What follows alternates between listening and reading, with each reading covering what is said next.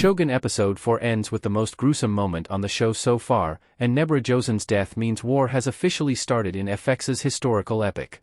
Following Lord Toranaga and John Blackthorne's action-packed escape from Osaka, Shogun Episode 4 explored how valuable the Englishman's arsenal and skills could be for Yoshiai's cause.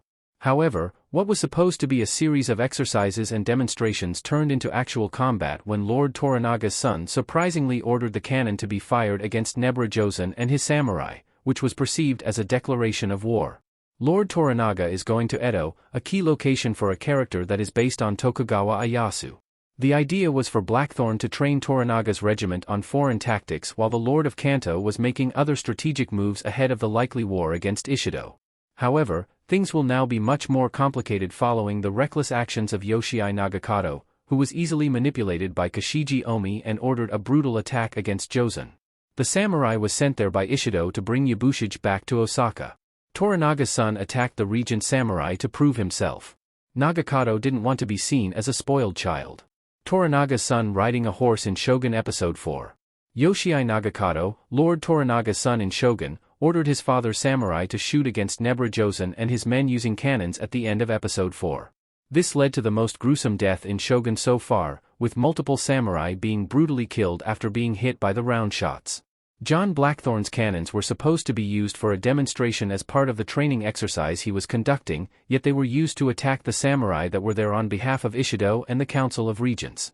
Nagakado, who was perceived by many as a spoiled child, wanted to prove his value as the son of Lord Yoshiai Toranaga. He believed that he would achieve respect and glory from his peers by killing the samurai who were working for his father's enemy.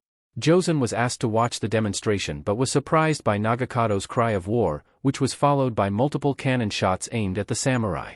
Most of Josen's men died immediately, but Josen himself only died after Nagakado gave the final blow using a sword.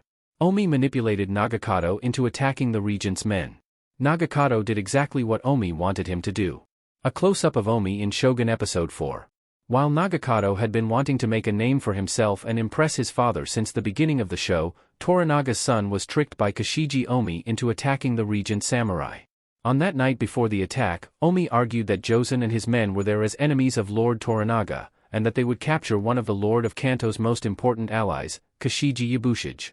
This led Nagakado to believe that he would be doing his father a favor by killing the Council of Regent Samurai while also proving his value.